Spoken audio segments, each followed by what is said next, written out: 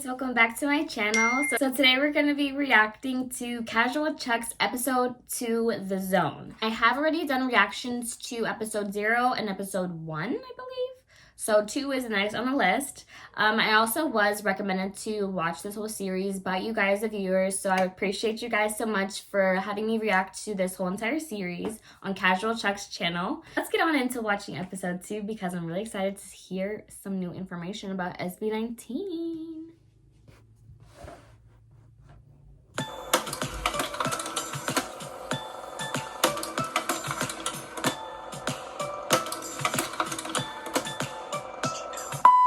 Disclaimer, this video is only based on my personal research. I might miss some details and it's possible to have discrepancies, but I did my best to get as much accurate information as possible, so enjoy! Just a quick correction to episode 1, Josh didn't only recruit Ken but also Justin. Josh told Justin about the workshop which gave him the opportunity to become a show BT trainee. Now that we got that out of the way, let's get into the video. Get in the zone! Right.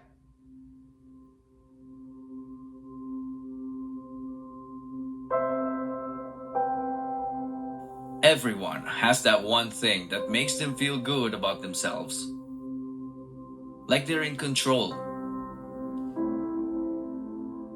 Everything else could be going completely haywire. Ano ba yan, Stel? Ano yung ayos na yan? Talagang style yan?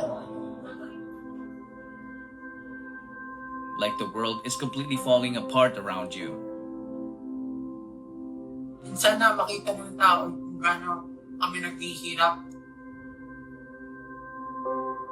But when you're doing that one thing, life is wonderful. And that makes everything worth it.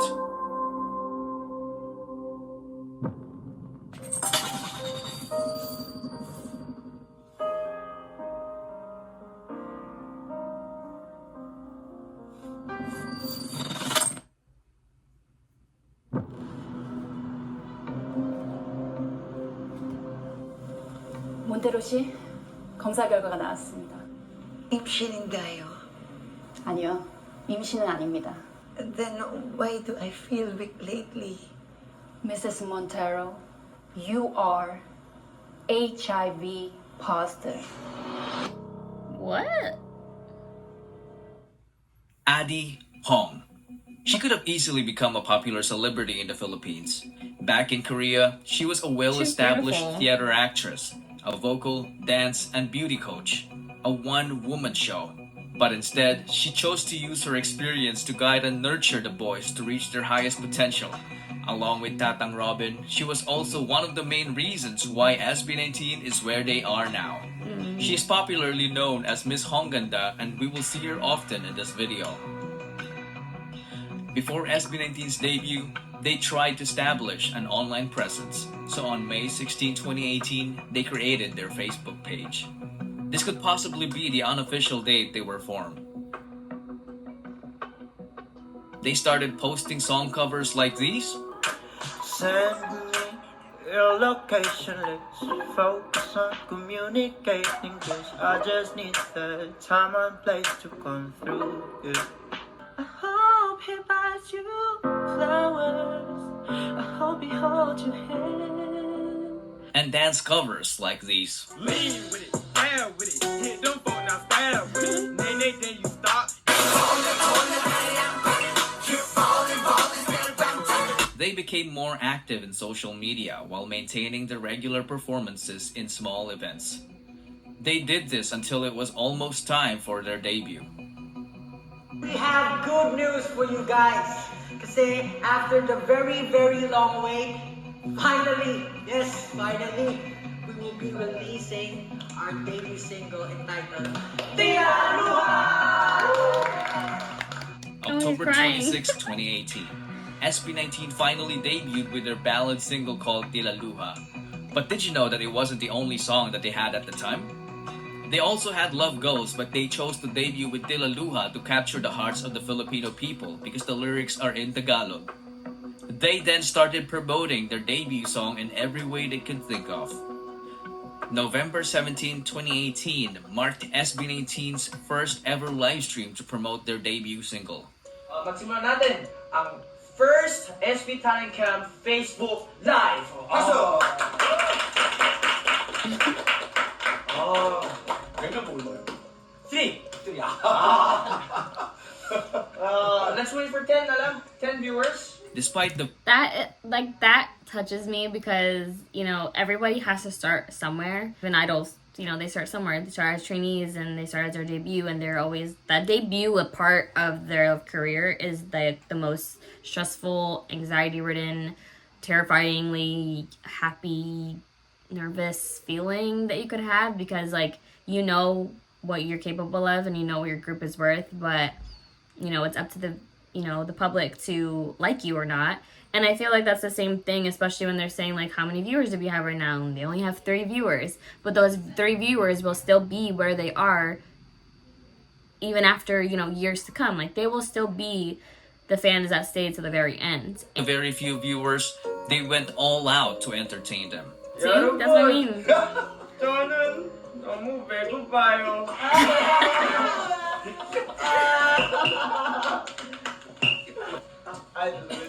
Height is already good. wait. Thank you. Season, sa wakas, dumating na rin ang oras na ang pinakahihintay. Matagal-tagal na rin nagsaray. Sige lang, sige, hanapan para bang wala pang angabang na darama. Bigay mo na, machine gun, I like the guy in the end. He's everything.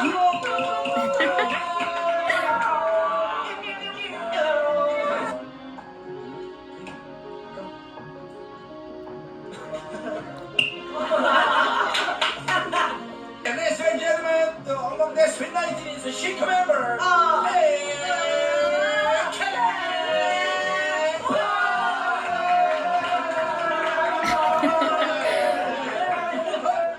Yup, they did all that in front of just a little over 10 viewers. You can still watch the whole live stream to this day on their official Facebook page. They also perform in schools, malls, nursing homes, and even orphanages, but their debut only received a lukewarm reception. The stream count didn't move as fast as they have hoped for. Days turned into weeks, and weeks turned into months. But their grind continued. After the disappointing debut, they started preparing for a comeback. Today, nandito kami sa recording studio. Nagre-record kami ng kanta namin. Ito mismo yung parang kwento ng SB19. Yung lyrics mismo ng song namin is about pangarap ng SB19. Parang nagsimula yung lahat. Ito po talaga yung kantang gugulat sa lahat. They collaborated with a critically acclaimed Korean producer, Oh Won Lee, who's behind the success of TVXQ and Stray. Okay, I don't know if you guys ever know this. I don't think I've ever said anything. But my OG K-pop group that I was in love with when I first started watching was TVXQ. I was obsessed with them. I remember I was in 8th grade and I was in home ec class and they had us like learn how to do stitching and stuff. And my teacher was like, okay, we're going to start stitching patterns onto pillows, so pick out the pattern you want. And I picked I Heart Cassiopeia, which is TVXQ's fan base, and I think they also have a star named Cassiopeia. So I love TVXQ. I go way, way, way back. I was in love with them even when I knew that they already broke up. That's the sad part. Is like, imagine standing a group that as a whole, you stand the whole group, but like they already broke up when you started watching them. That's tragic. That's really tragic. I just set myself up for failure right there. Kids. Pablo, with the help of the boys, wrote the song as they began to enter the go-up era. They started practicing their go-up dance routine, which was intricately choreographed by Stell and Ken. They were required to practice 30 times daily until they reached 1,000 reps. And boy, they did it. They were even challenged to perform the dance routine at double speed.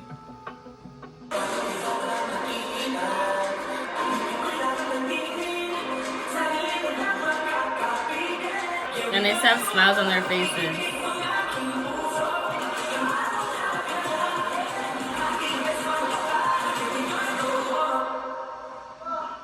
Yep, that was not even in fast forward. Now that they have reached the quota, it was time for them to shoot the music video.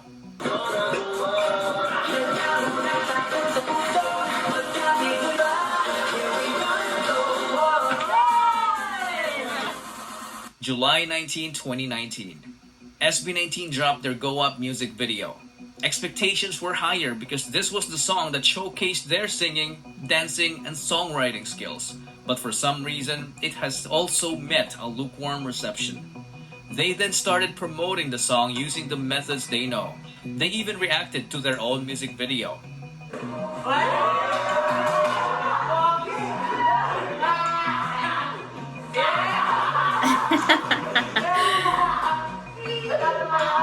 Why is reacting to yourself the absolute worst thing? Like, every time I edit my videos to, like, post them on YouTube, I'm like, ugh, cringe. And sometimes I even get so cringed out that I literally have to put the laptop away and go about editing another day because I'm just so, like, why did I say that? Why did I do that? Ooh. But none of their efforts made a significant impact. After that, you would think that it was the biggest setback. But not until August 17, 2019. This was when the Go Up press conference happened. This was supposed to be an effort for them to establish a presence in the media world. They were interviewed by professional journalists, but instead of receiving a warm welcome, most of what they got was straight up disrespect. You know, that's the one thing I literally do not appreciate about journalists and publishers, whoever it is that's interviewing these boys, with any group, even a girl group. I don't understand and I don't appreciate, like, you are here and you're taking the time out of your day for your job, and so are these other people, to show them who they are to you, and you're not going to give them the time of day, and you're not going to just, like, sit down and listen to them, because what if something like this happens and they're now billionaires, worldwide famous, and you literally just did not want to look up from your stupid phone that you're texting on that could have waited maybe another hour to do, and you're just like, you could just have watched them and, like, been like, wow, they actually do have something, let me do something to help their career, or there's something about them, you know what I mean? Like, why don't you do your job and do what you're paid to do by sitting there and taking their interview and learning who these people are to put them out into the world? I don't get it. That's the one thing that always has frustrated me, because it happened to BTS. I'm sure it's happened to many other people as well, where they're just disrespected blatantly to their faces, and these people are still having to be humble to the people that disrespected them just because they want to, one, they're humble, so that's just who they are as people, and two, they want to do this with their life because that's what their passion is, so they're gonna get there one way or another. But if you just were not disrespectful and just, like, listen to them, all of that could have been so avoided. Like, I get that's how life is supposed to be, and there's supposed to be lessons, and you're supposed to go over barricades all the time, but sometimes the barricades are necessary and you don't need to actually go through them. You know what I mean? I don't know why. I know that's the only thing that, like, pisses me off. I don't know if other people get pissed off by that, but I do. Pero kanina pa ako ba? Ano ba yan, Stel? Ano ba yung ayos mo yan? Talagang style yan? Akin lang din ang Stella. Yung style ko yung name ko. Kasi po, yung name ko po, Stel, kasi po galing po siya, yung full name ko po is Stel Bester po. Ako, Stel Bester po. Opo, kasi po yung mama ko po, idol niya po si Sylvester Stallone. Kaya naman po, pinasa yung name ko po. I didn't know that.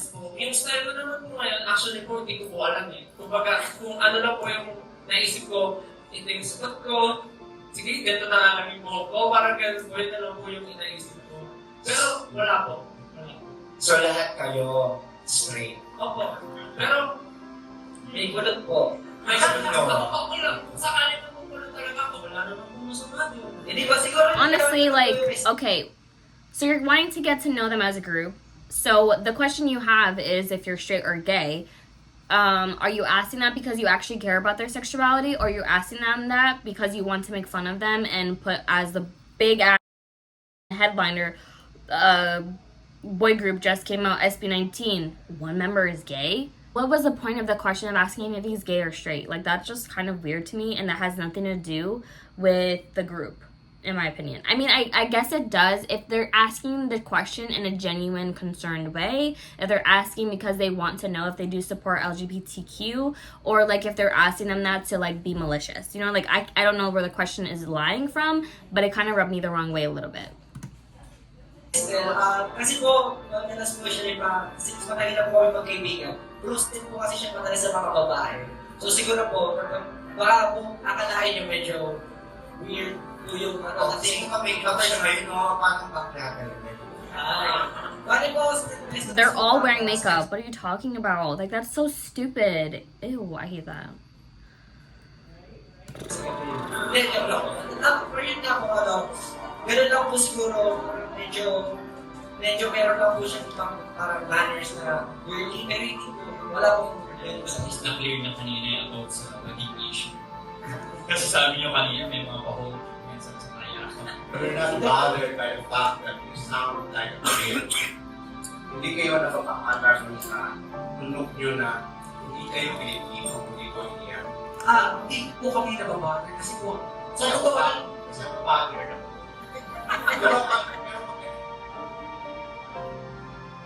I have a problem with that question because you're trying to be rude to these people. You're purposely trying to like stir something that doesn't even need to be stirred because they're the guy who made this group, specifically Tatan Robin, the guy who made this group, he is Korean himself. The girl who does their choreography and who has the girl that they showed in this documentary literally is Korean or not Filipino. I know she's not Filipino for sure. And you guys are being upset.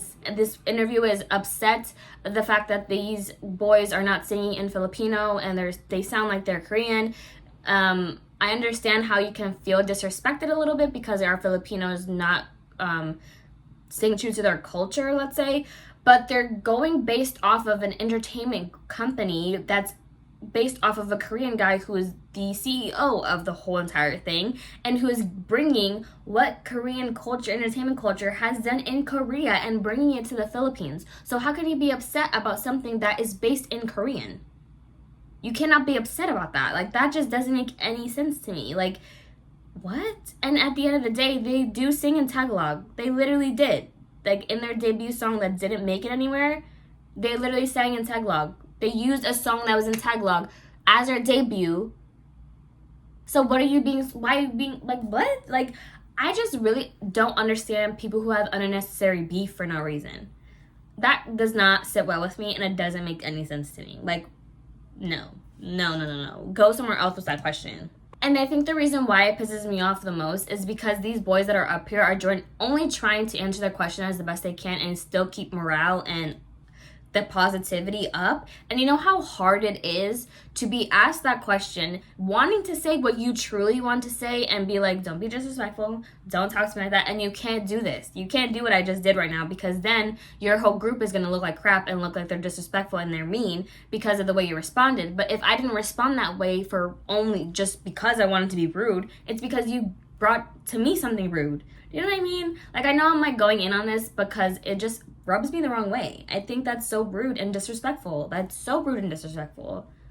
Despite all the judgment, they handled the interview professionally. Good for you. As the event concluded, Good for you. the boys They're stronger than me because I don't know if I'd have the most positivity around this whole situation because that just rubbed me the wrong way. broke down to tears backstage and comforted each other. Perhaps they're just human beings, and the thick skin they develop all throughout those years can only take so much punishment, especially when it went straight to their hearts. They all broke down. This made them question themselves if they were still doing the right thing. It casted so much doubt that it made them all decide to call it quits. Everyone left, except Stel. He received the most hate, but he was the one left standing. Perhaps he was a good example of someone who has entered the zone. Someone who managed to tap into the altered state of consciousness where time disappears and he becomes so focused that not even judgment could stop him from doing what he loves. But he knew for a fact that he can never do it alone. And there he was, alone. But only for a moment. Josh had a reaction. But see, that's what I mean. It's like that whole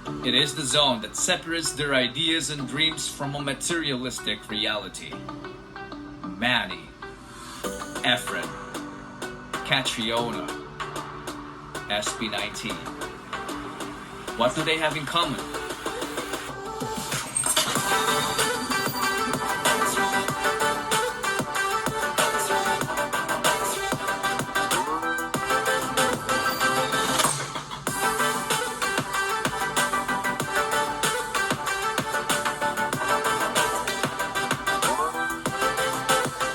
Really liked that episode. I learned even more information, like who was their choreographer, that girl that was also part of the growth and the beginning of SB19. I really enjoyed this. And so I love all episodes that I've watched so far because it's super educational and gets me to learn the boys even more and their story. And it also allows me to just like reflect on things that I have gone through and where I want to go, just like these boys, and how they started off from the bottom and, you know, worked their way to the top. And that's exactly what I want to do, and that's what I have been doing with my whole life, is just believing in myself, being in the zone, and making things work for me the way that they're supposed to, and just believing that I have what it takes to be where I want to be. You know what I mean? And I feel like that is something that everyone should learn from watching Casual Chuck's story on SB19, not only through SB19 but through this man who's doing the documentary on that. And I think that SB19 is just another inspirational story for people to connect to and to learn from and to get happiness from, because they make amazing music for people that they love, and it touches people and it changes people's lives. And just like their lives were changed by music from other people as well. It's a forever revolving door where we're giving back to others that have went through the same things that we have gone through, and maybe even worse, and maybe not even worse. But I think that's what life is all about, is just helping other people and loving other people unconditionally. And I strive to do that every single day. And I think that's the same thing for SB19, that they do that as well for each other and everyone who they love, especially 18. So I really love this episode. Please, please, please stick around for more episodes because I have a lot more to go. If you like that, please make sure to leave a like and subscribe. Don't forget to comment down below anything else you'd like me to react to. And don't forget to share this video with whoever you love in your life. And I'll see you guys in the next one. Bye.